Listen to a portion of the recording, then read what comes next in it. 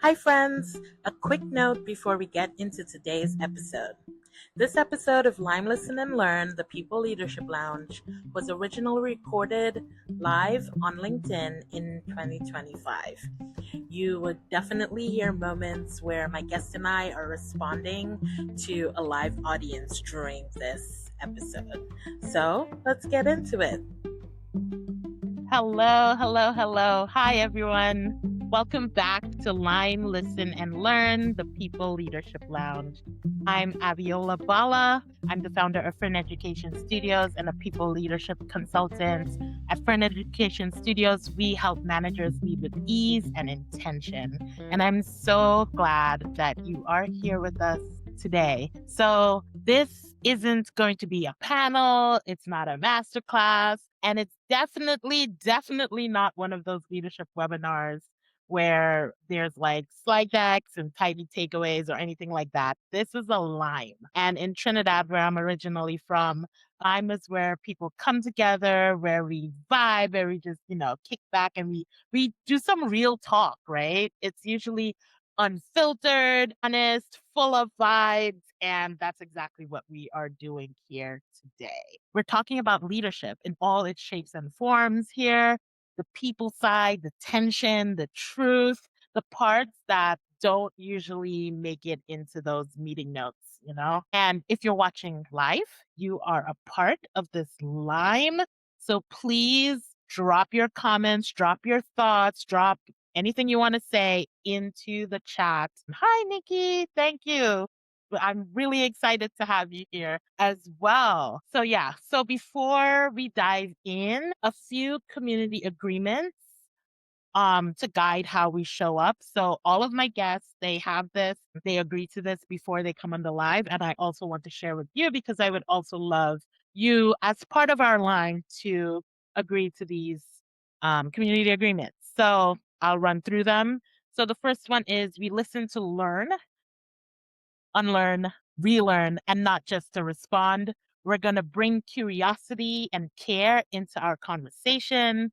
We speak from our truth, so speak from your truth and stay open to feedback. Acknowledge when we need to pause. Assume positive intent, but know that not all positive intent will have a positive impact, so we stay accountable. And we share this space, but we don't share the stories that are not ours to share.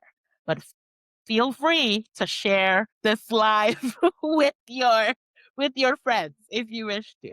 All right. So we're going to start getting into today's conversation. We're going to be talking about, I'm really excited for this conversation. Also a little bit nervous. I'm going to be real with y'all because this is a line and I'm going to be real. I'm excited because my guest today is amazing. Dr. Ruth Diaz. We've known each other for a couple years now, right? And I am so excited to have her here.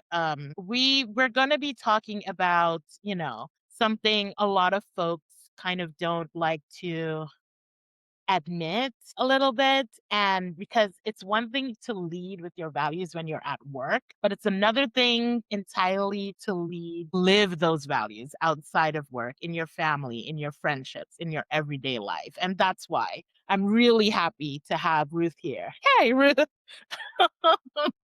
My welcome, Ruth. I'm so excited to have you here. Dr. Ruth Diaz she's amazing, Oh, right? And I just love talking to you about mm, everything. I feel like whenever we have conversations, like you always show up with such care, with mm, such depth. You make me think so much mm, and just with clarity, right? So mm. welcome. I'm so happy to have you. Thank you. It's an honor to be here with you in this digital third space, and nice to see Nikki's here also.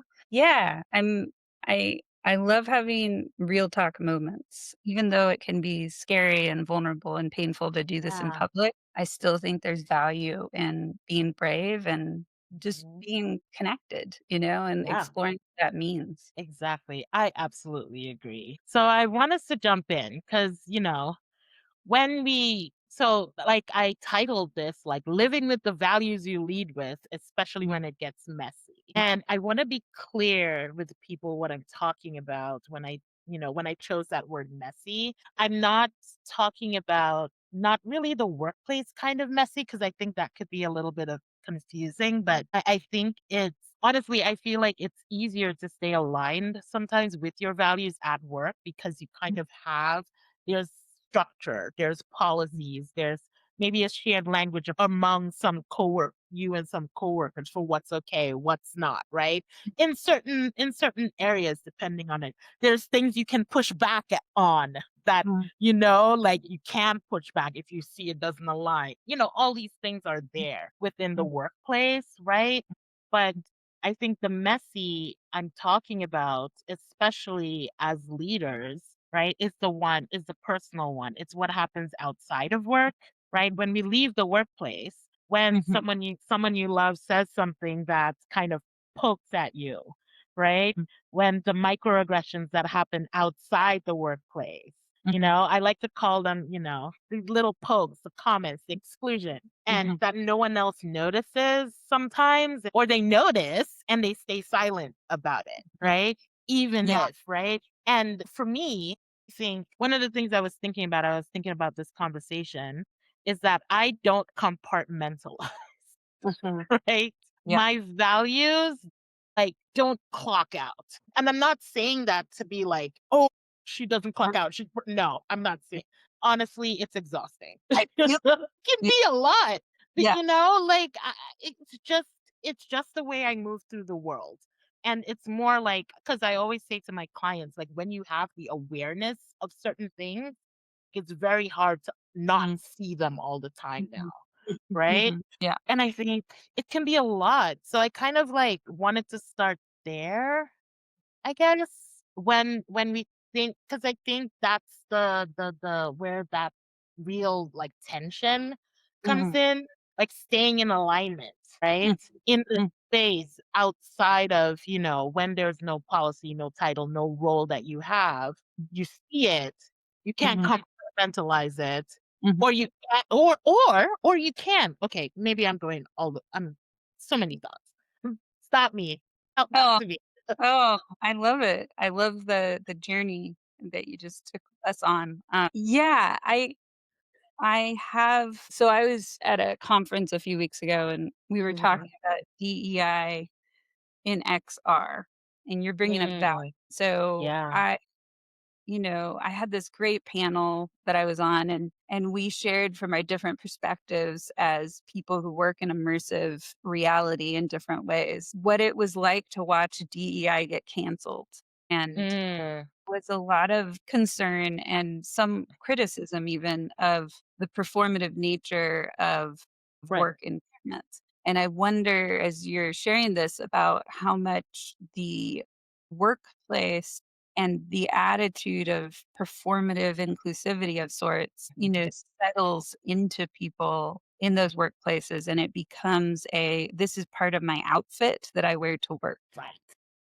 And then when Mhm. I don't wear this outfit anymore, I don't have to think on it. It's like a push to be inclusive instead of a hunger. Mhm. Mm. A push to be inclusive instead of a hunger. Like I That is yeah, I get sorry, just blew my mind with that one. no, I get anxious in all white spaces. Like, Hmm, I really start, scratching my body to the point where I wow. look the next day and I'm like, "It looks like a cat was scratching me," kinda thing, and I don't realize it. Gosh. But I get really, it feels like such an elephant in the room. Mm, And so I have this deep hunger for the diverse perspectives that come yeah. from all white spaces. And I have a really hard time remaining sustainably in spaces that aren't. Even watching television shows at this point, I feel a mix of horror and shock watching all white movies or whatever. I usually can't even last through them because I'm just Mm, like, that's a stage. That is such a massive stage, and in a world that is annihilating itself as part of white supremacy values. right. why are we spending this amount of resources on an all white cast? Like, how did this become a yes in 2025? Just blows my mind. So that Yeah. hunger is not just at work for me. Work is me, Mhm. and the work is not. I feel like my perspective has value, but it's incomplete always. Mm, And I think mhm. there's a attachment to certainty, Yeah. especially when you get a less diverse, less inclusive space. There's an attachment to Mhm. feel right, and that Yeah. rightness keeps us from being hungry and curious. Mm. It creates Yeah. efficiency, but it doesn't create compassion. Yeah. Do you think it's like, it creates in us this idea that we have to fit into that space because of the way it is? Because if I mean, I definitely can't. Believe me, I felt it within my personal life, like being in a space that was majority white or just majority anything, right? Majority Right? That's the people in point. their 30s, right? Yeah. Full-bodied. Whatever it Yeah, Yeah. exactly. Majority people who are more like, yeah, as you said, able-bodied, or majority people who are, I don't know, Neurotypical. n neurotypical, Mhm. who hold a certain, Or passport. socioeconomic class, things That's like true. that, right? It's like I feel it in a lot of these spaces, right? And that I think there's a pressure there Mhm. to fit in, right? Mhm. There's a pressure there to fit in Mhm. and to make yourself to shrink, well, not fit in. I'll take that back. I'll take what I said back because I don't think it's a pressure to fit in. Now that I'm talking it out, I think it's more of I don't know if pressure is the right word, but there's something that makes you shrink a Mhm. little bit Yeah. because you don't want to show up in all of your not fitting in. And I put it in quotes, right? Because, what does that mean? But Mhm. not fitting in identities, Mhm. right? Mhm. And I think when it comes to, like, and I'm talking about this outside the workplace too, because yes, we have this within the workplace, but I think outside of the workplace, it becomes even more, I feel like it becomes messier because Mm. especially if you're in a place where a family member or a friend, because my family is very diverse in terms of like our ethnicities. I'm originally from Trinidad. We're a blend of all the things. Mm. Right? So, but what I'm trying to say is, especially when there is that person who kind of does fit, Mhm. that's, how Mhm. it's like, how do you, as someone who doesn't, Mhm. like, deal with that when you see Mhm. things that are kind of causing you to shrink, harming you. Hi, Joanna. Causing you Mhm. to shrink, harming you, or making you, or just little pokes that are making you feel right. And now you're at the point where you have to stand up for yourself, where you Mhm. have to, because again, leading with certain values that you have, and a big part of mine are inclusion, are equity, honesty, Mhm. right? Leading with Mhm. empathy, care, all of those things are part of who I am, Mhm. right? Calling Mhm. out wrong when we see it happen, it's a part of who I am. Like, I can't take that away from myself, right? So when you're in these spaces where if it's affecting you, if it's affecting someone else, right? Mhm. It's just like sometimes it's so hard for me to explain this topic. It's so Yeah. hard. No, I Sometimes it's hard, and I Mhm. don't think we talk about it because Mhm. I think it's hard on both ends, right? Mhm. And Oh, I think yeah. it's hard for the person who's feeling out of place, and it's even hard for maybe the person who's there with who holds those values of inclusion and equity and all these things, right? And they're Mhm. seeing it happen to someone, but they don't know how Mhm. to act, or Mhm. they're scared to act, or Mhm. they're feeling like confused, you know Mhm. what I mean? And I Mhm. think that's the piece I feel like is not talked about enough Mhm. as well. Yeah. It's like, even if I have those values personally, have I ever felt safe enough to practice those at work? And has it been, so in the corporate spaces that I've worked, DEI trainings are on my own. It's a PowerPoint and I take a little test, about how to not get my workplace sued, basically. Mhm. Mhm. And so there's no practice happening around what exclusion looks like. There's all this Right. toxic activity on inclusion, but understanding that exclusion is also known as boundaries, and boundaries can be very harmful, but they can also be healthy in short term amounts. And as long as there's transparency and negotiation on what's a boundary and what's a bridge, that is the difference to me, and the invitation to bring people's personal values to the workplace to debate, to dialogue around. And then now in this day, we have the hybrid workspaces or even fully online work, and that can be even harder to have those in between moments Yeah. to learn and grow and make mistakes and catch it and clean it up. And so every time I look away when something is being excluded, someone, some idea, some perspective, Mhm. I'm growing or I'm atrophying a muscle basically every time I don't flex there. So, Yeah. like, I was in a class last night and this one person raised his hand for a good 2 or 3 minutes with the instructor. And when the instructor pointed at him, he pointed at a woman a few rows forward and he said she had her hand up earlier. And I was just like, I do that, but I don't think I've ever seen anyone else do that. And that's Right. to me to kind of realize that for the first time after spending, I don't know, 17, 18 years in educational systems, Right. higher educational, and realizing like this is such a rare thing to be that active and conscious. Mhm. So why would it be active and conscious in a workplace? Yeah. And I think so. I just want to call out so many things running through my head. So first off, yes, I think within the workplace, a lot of the times that, you know, it's hard to practice already in the workplace. It's hard to to be the one to speak out. It's hard to be the one to act, right?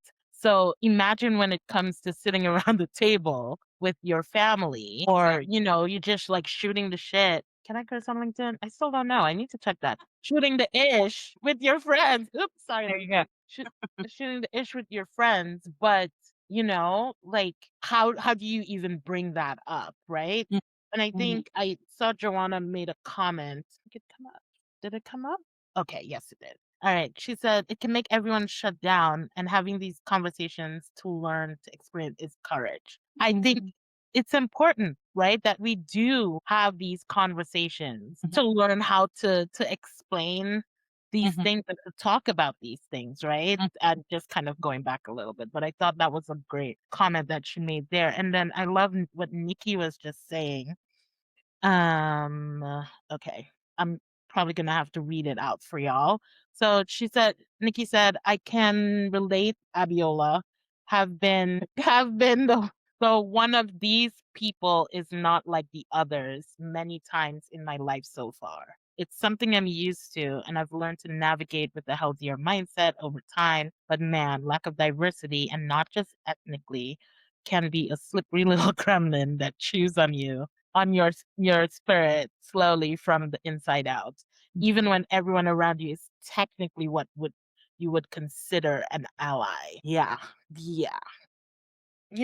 I agree, because I think also, that part of, technically what you would consider an ally, I Mhm. think is a big part of this, because I think it goes back into this idea, because I think you mentioned that in the beginning, Ruth, about being performative. And Mhm. I feel like this idea of what allyship is and the performative aspect of allyship has been talked to death. Like we've talked about, like people have been talking about this a lot, Mhm. right? And Mhm. but what I think we talk about it, but I still feel like we don't talk about it. Okay, sorry, my brain is going 10 Mm-mm. miles an hour. Yeah, you're No, that's not fast. 100 miles an hour.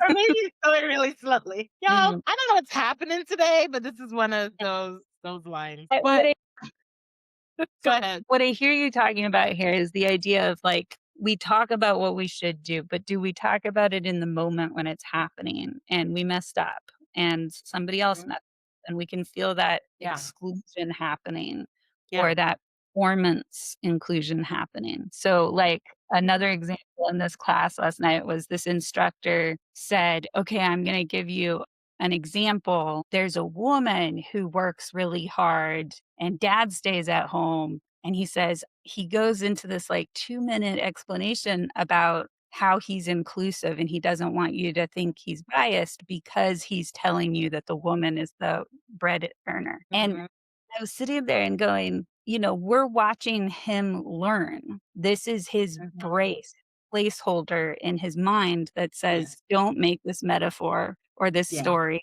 about a man being mhm, the breadwinner. I could get yeah, in trouble. It's a little cringe though how he said it. It's better that he said it and he told a better story than he yeah. didn't internalize that at all. And it still does a kind of harm to sit there and watch him kind of Yeah, like himself for 2 minutes, mhm, an inclusive person he is for telling a story about a breadwinning woman. So, I think those are these yeah, moments, like, how do we encourage that transparency, but also mhm. recognize it does harm? Yeah, exactly, and I think both things can be true at the same time, and I think that's where the nuance of this comes in, and I think that's what I was trying to say. We don't talk about the nuance of Mhm. allyship and what Absolutely. that actually looks like, right? We talk about it either being this Yeah, performative or it's like true, but yeah, there's so much yeah, nuance in it. exactly. There's so much nuance in living your values, Mhm, because we don't,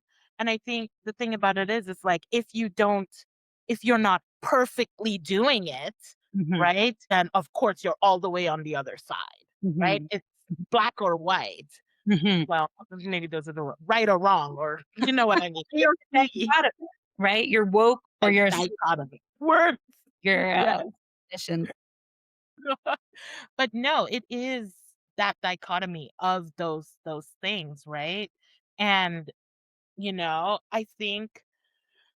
I think that when we take action, we're gonna fall Mm, into that mhm, trap. Not mhm. trap, but we're gonna fall into this space of we're trying to be an ally, but we may still be causing harm. Yeah, performative is the first step, and that's the ugly Yes. truth that nobody wants to Yeah. acknowledge, and they And criminalize performative, and it right. repels people out of growing deeper roots and Mhm. learning how to mess up with curiosity, right? Well, The difference. yes, yes, exactly. And I think we've demonized that, right? Mhm, That it's okay, to the point where people are scared to even try. exactly, and it They're is, like, we're cancel culture society, right? Like, that mhm, is so do or die, and I can only imagine. I feel like I have a privilege in being a single adult without any huge, strong familial attachments at this point. mhm, I mhm, think that when people are in these spaces and their job is the bread earner for their family, so to speak, mhm. and they know the pain it would cause for them to lose that job, it becomes a Yeah. very brittle environment Oh, of yes. performance to survive and fitting in to excel, Yeah, right? It's the yeah. grid, you plug into the grid, it doesn't plug into you. Mhm. Exactly, exactly. So, it's like you have this it's throughout, right? Because I think one of the things I was, when I'm with my clients, one of the things I always say to them is, yes, there are things that happen professionally, things that happen personally, but it's not one or the other that Mhm, we will talk about in this space. We're mhm, gonna talk about both because they affect mhm, each other. They mhm, affect how you show up, mhm. right? And you can't just, close your laptop and think, okay, all my inclusion work is done for the day. I'm off work, so we're done. Or Yeah, open your laptop and be like, okay, now I need to go be inclusive because I'm at work. Right? yeah, Okay, exactly. 9 o'clock, nine Yeah. o'clock. This is most minds aren't thinking that way. And this is again where I really target toxic positivity, especially in Mhm. American workplaces. I feel like we Yeah. have it the worst to some degree because it's so Mm. superficial and relationships are so fragmented here. But Mhm. I think that there's a way that we are being extra performative at work, and Yeah. then there's a almost reverse response happening in our Mhm. personal Yeah. reality Yes. because we've pushed so hard to include instead of done it from an integrating place. We're Yeah. we're including to survive instead of Mhm. including to thrive. Yeah. Oh, 100.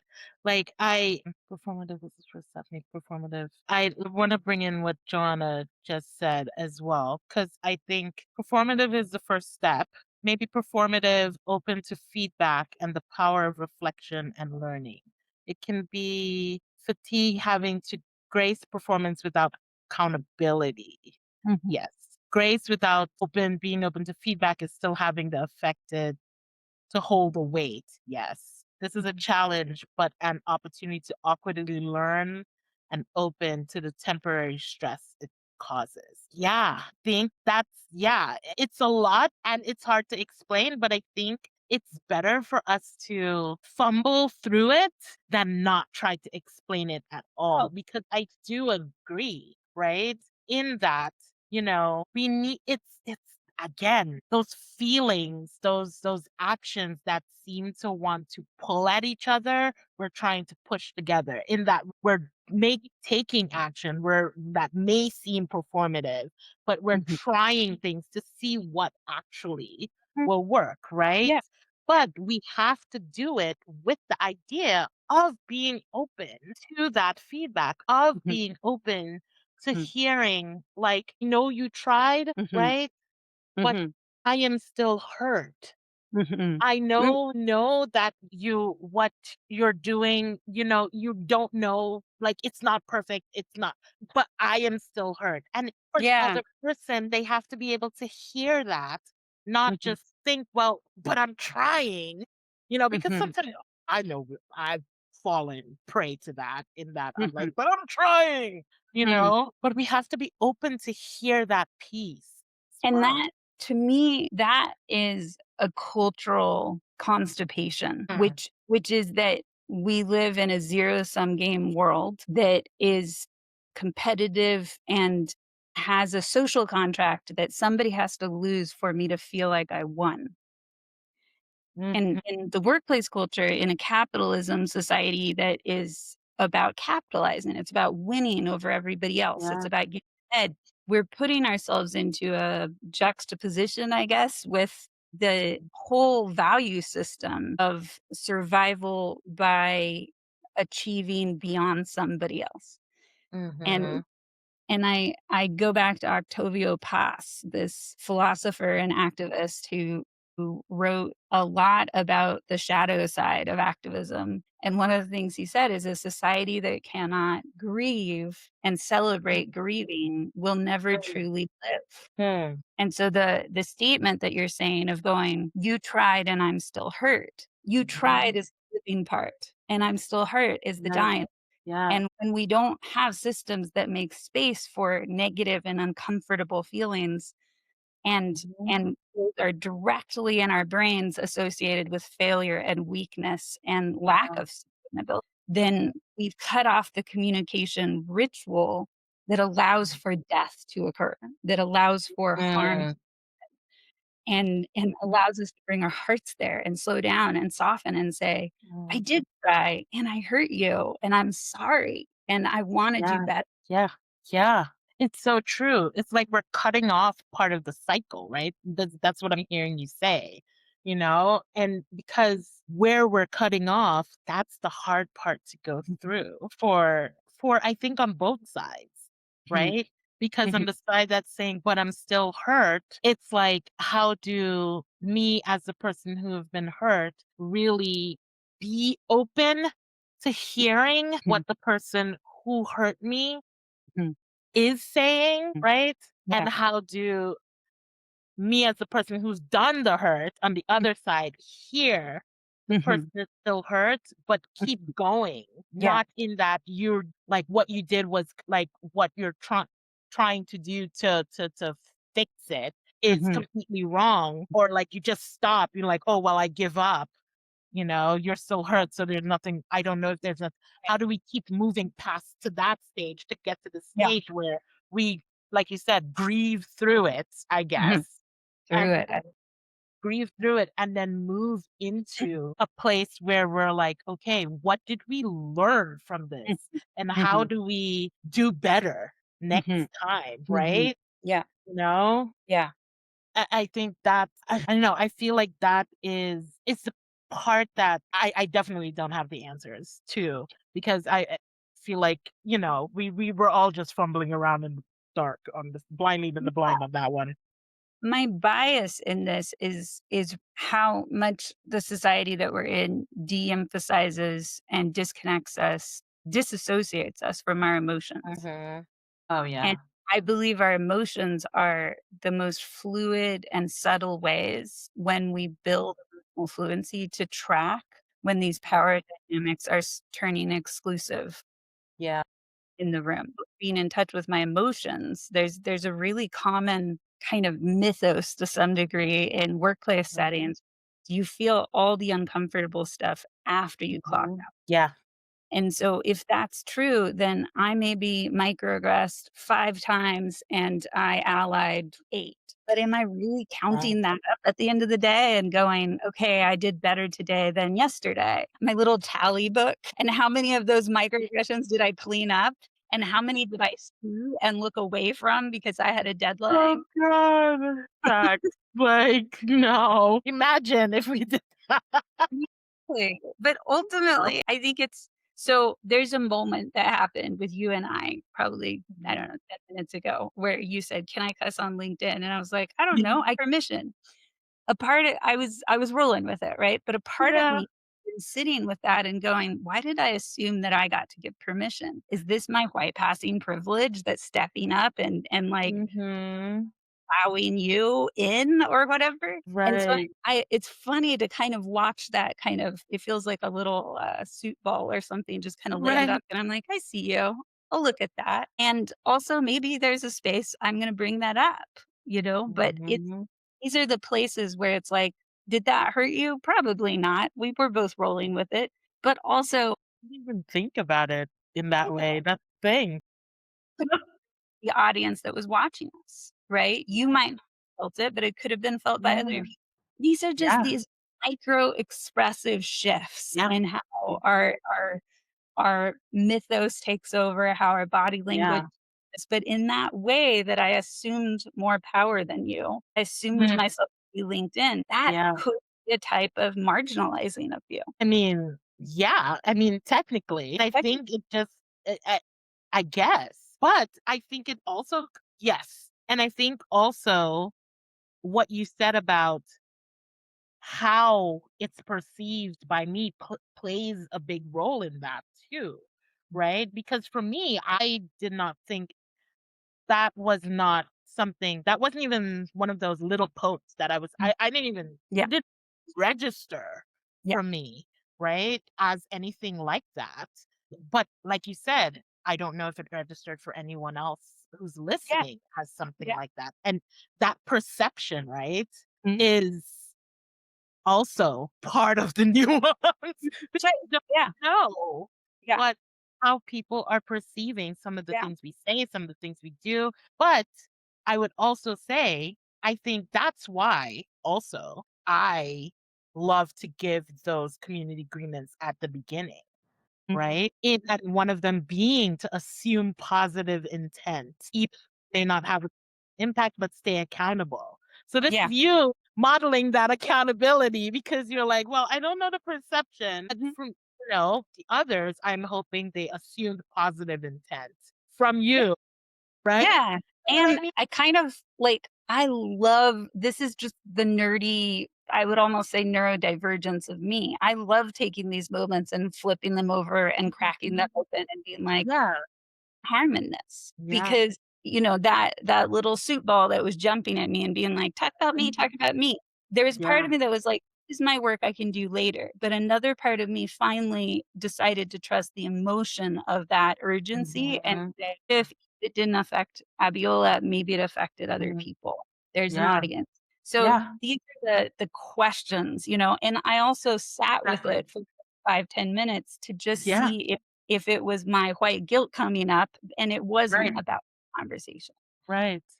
I One of the biggest things I've learned to do to coach people around stepping up to microaggressions when we see them is to say the words, "I feel uncomfortable." Mm. Yeah. Seen this be a doorway for so many people in Um, in being able to start to have those conversations when those moments are happening. I feel yeah. uncomfortable. I don't know what to say right now. And Mhm. those two things are the opening because a lot of times people will be like, "Oh yeah, it's really cold in the room. Let's go somewhere." Like they'll bypass it. But what it's Right. doing is planting a seed. It's planting a Mhm. flag for whatever the social situation moment is to say, Mhm. I might have to come back to this later and pick it up and say, that spot where I said I'm uncomfortable, this is what I was watching. And I Mhm. saw it happen 3 more times, and I don't like Yeah. to be in a culture like this kind of thing. Yeah. Yeah. Yeah, 100%. And I think normalizing being uncomfortable, saying that you're comfortable, I think that needs to be normalized. And I think that's why, I also say, and going back to the agreements, right? Acknowledge when we need a pause. That's Mhm, what I mean, right? mhm, Acknowledge when you need that pause, when you feel uncomfortable by what we're saying. Acknowledge that you don't have to acknowledge it by saying it to us, but mhm. saying it to yourself like, Yeah, what she just said, I feel uncomfortable, you exactly. know? I think I absolutely, absolutely, we're very much aligned on that because I think it's important to be able to say that to Mhm, ourselves, mm. and to be able to practice Yes. saying because it's Yes. not going to come just you're not gonna go. I'm telling you, those of you in the audience, you're not gonna go out after this and all of a sudden be able to say, I feel uncomfortable whenever you Mhm, feel uncomfortable. It's mhm, actually really hard to say out loud to mhm, people in these types of situations because mhm, in our brains, and from me, I'll use I statements on this one because everyone may not think the same way I do on this. For me, when I say that I feel uncomfortable or that something didn't sit right with me or I need a pause, the first thing that goes into my brain, crap, did I just make someone else feel uncomfortable? And that then makes me feel, Yeah, and this you is know? where I think my brain might be cartoonized a bit in the, gradient of sadism category or whatever, because I do not see discomfort as bad or wrong. When somebody Right. says, "I feel uncomfortable," I can be like, Yeah. "Oh, tell me more." Mhm. All uncomfortable means as a flag to me is I'm in a Right. growth edge right now, and I'm not sure how to grow. Yeah. And yet we're in environments that keep emphasizing, and if I could change one thing in the world, it would be around this, that we keep saying to make safe spaces. And that to me is an Yeah. illusionary goal that Um, that creates a complicity with a mhm. hierarchy. Yeah. Because to make a safe space means that someone and somewhere else is not safe. And so my rewire of that isn't mine, I've got it from a lot of different places, is making brave spaces. Yeah. Brave spaces get messy and they get uncomfortable. And the people that stick around and learn to grow and lead in brave spaces, Yeah. they start to metabolize that discomfort with joy, curiosity, Yeah. with excitement. Yeah. Be- And can yeah. Sorry. I didn't mean to cut you off. I Yeah. got excited because I also absolutely agree. I don't use safe space as well because I Mm, always say you cannot guarantee safe spaces because you do not know the biases that everyone is bringing into that space. And a lot of times you don't even know your own until it hits you in exactly. the face, Yeah, yeah. right? I keep a safe space always. Exactly, exactly. So I actually use safer brave space as Mm, well because I include the safer mhm, because we are being intentional mhm, about creating the space. So it mhm, may be safer mhm. than a space that is not being intentional, Well, it's a right? ramp 100%. I'm not guaranteeing safety. We're trying to make this as safer. to me. I agree. It's a nervous system agreement to say safer. Exact We are exact down regulate our nervous systems and go into together. To say exactly. brave is a nervous system activation. It means we're going to have an arena. We're gonna have a battle experience at times. Right. Safe here says we have a goal here first, which is that Exactly. sustainable together. Exactly. So that's why I put them together and I talk about safer brave spaces because I've tried using brave only, but then I found myself when using only brave, it can also mean brave to say whatever you want. Well, exactly, Just and I be allowed, which is 100 why I include the safer right, because it's like the yeah, intention is yeah, also 100%. there. It's a consent-based statement of when we see discomfort, we get to be excited to make it a safer space because we're Exactly. we're leaning towards that Mhm. discussion and we can make it safer now. Yeah. Yeah, Exactly. yeah, it's a Yeah. really good I wanna, acknowledge what Nikki's saying here because it's really Mhm. lovely.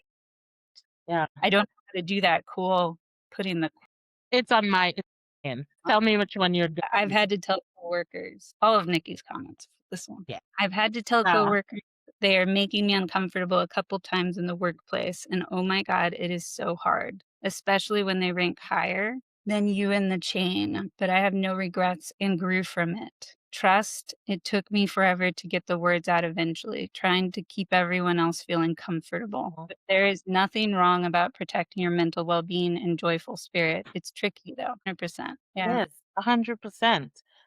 Yeah. 100%. And I think I'm gonna double down on what you just said, Nikki, because imagine when we have to do that with people who are our family Oh, and yeah. friends, people we Yeah. love. Yeah. And we have to talk to them about the fact that you just made me. Because I think about it, you know, personally, when I had to, like, even with my dad, to Mm, say something that you just said, like, "You saying this about me mhm, is making me feel mm, uncomfortable." And I'm not saying that in a being dramatic way, in a dream mm, being, mhm, overly emotional way. It's mm, like you just said something that made me feel uncomfortable. I've mhm, had to do it with friends mm, as well, right? mhm. What Yeah. you did is making me feel Mhm, this way. And honestly, the second guessing that mm, comes into that at Hmm. To even be able to I'll use I statements again. I find it easier to do it in a workplace. I say easier.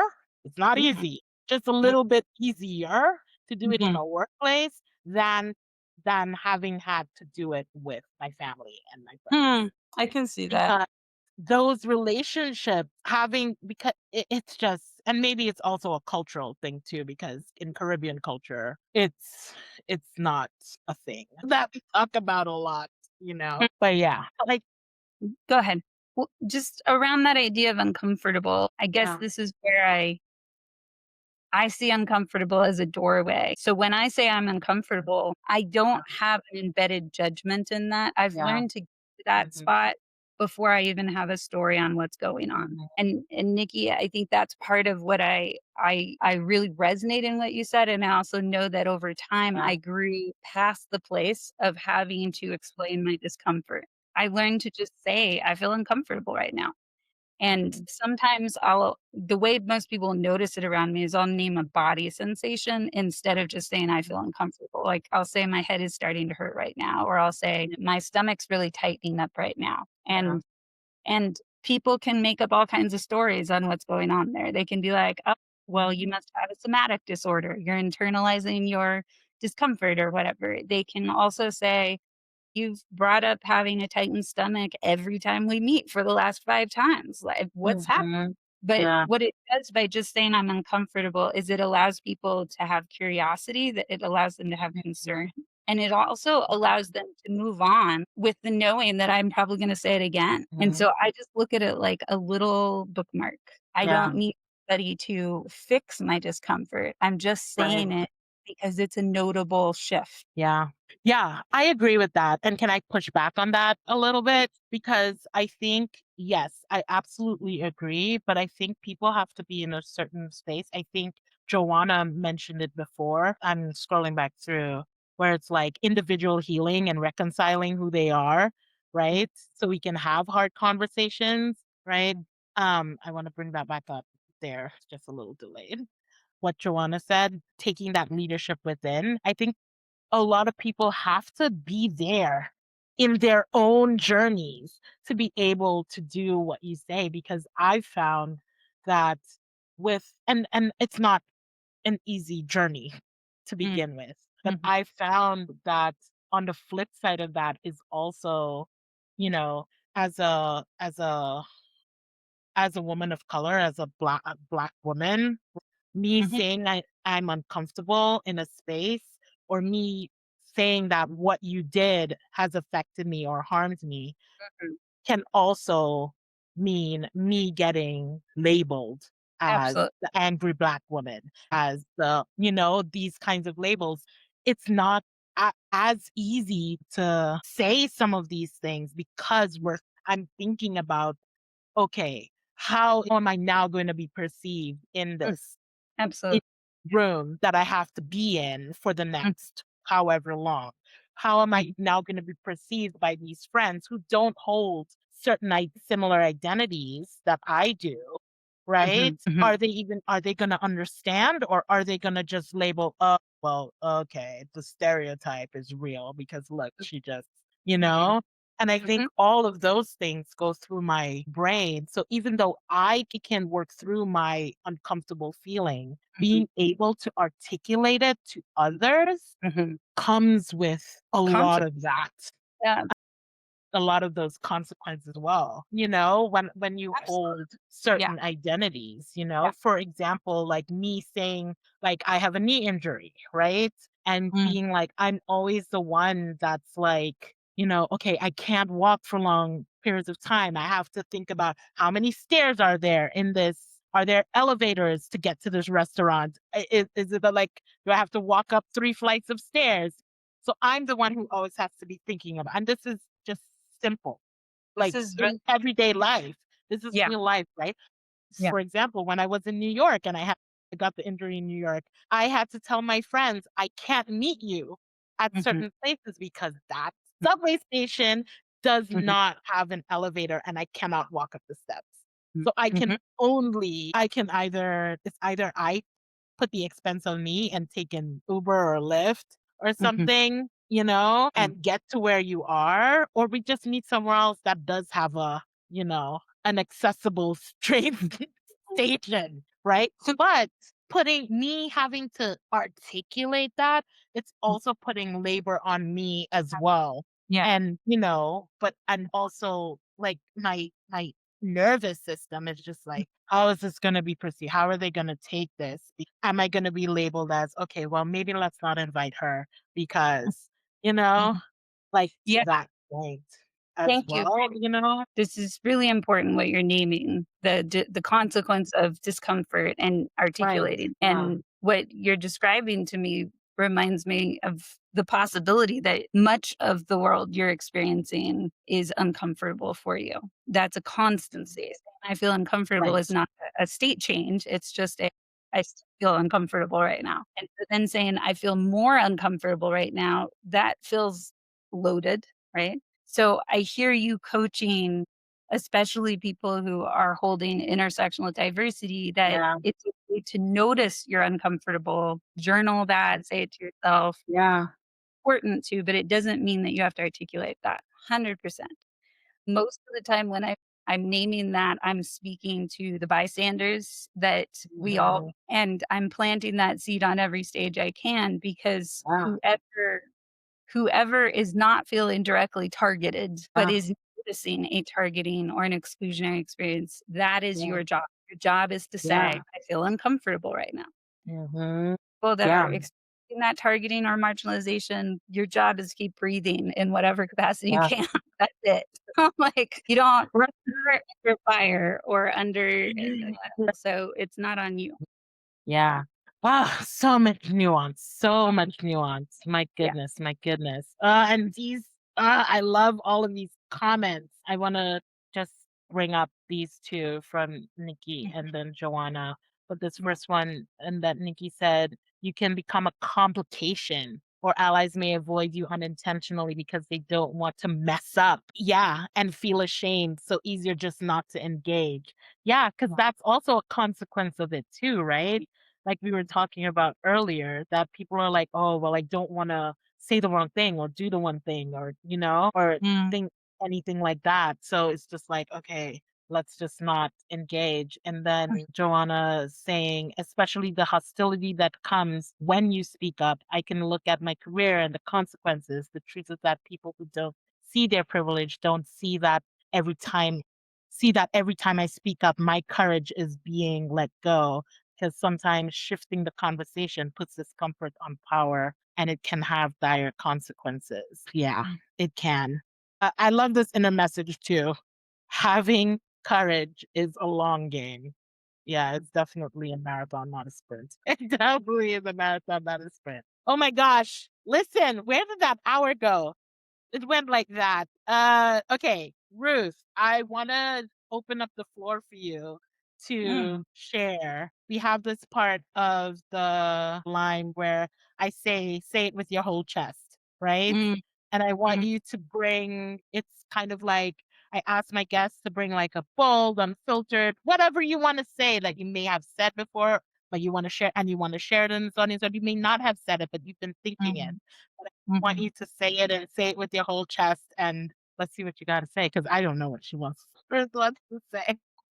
I guess it'll be a deeper version of what I've said already, but it'll Mhm. be something to the effect of, when you push back on me, when you Yeah. tell me that you're uncomfortable, even if you don't say it with words, it's a gift. Thank you. Mm, And even if I can't receive it, your presence matters. you're gonna make me cry.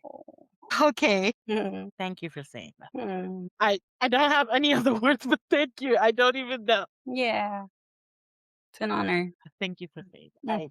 Y'all, that one stopped me in my tracks. And I was no, thank you. Thank you so much for saying that. And I know we're running out of time. So before we wrap, Ruth, please tell folks where they can Mm. connect with you, find you. I'm like still. Oh, that's okay. Thank you for receiving that. I believe we can use words in a way that create undoing of dark places and dark things that have been put inside of us. And that is that statement for me that I give to myself in compassion for the times I'm not brave, and also for that little sprite, that little soup ball that bugs me and pushes me and says, "No, say something about this." And I thank that part of me too for pushing until I spoke it. So, yeah, you can reach me through LinkedIn, Ruth Diaz, Saidi, and you can also reach me through website, bridgemakers.world, which is where I spend most of my life energy these days. Oh, that's awesome. Thank you. Thank you, Ruth, Mm. so much for aligning with us. Thank you, everyone who was a part of this Lime. Thank you for the comments, Nikki, Joanna. I just want to thank you both for definitely being in the comments, sharing your thoughts as well with Mm. us. And, for those of you out there, if you're a manager, a people leader, or someone who's tired of the disconnect between what you value, say you value, and what actually plays out when your things get uncomfortable, this space is for you. I want you here because, leading with your values is not just in the workplace. It shows up in the small moments. It shows up in the hard conversations, in the choices that we make when no one else is watching. And this is the kind of support that I help folks with every day, help my clients with, well, every day. Yeah, I would say every day. With every day. 24/7 over here. But whether you're navigating team dynamics, trying to lead with more integrity, or figuring out how to speak up without burning out, this isn't something that you have to do alone. I support managers, people leaders, directors, and organizations to help you lead with more alignment, more honesty, and more care. So feel free to reach out to me. You can check me out at ferneducationstudios.com if you are ready for this type of support. We will be back for the next episode, same time, same place. Until next time, keep learning and keep listening. And Ruth, thank you, thank you, thank you so much for being a part of this. All right. Bye, everyone.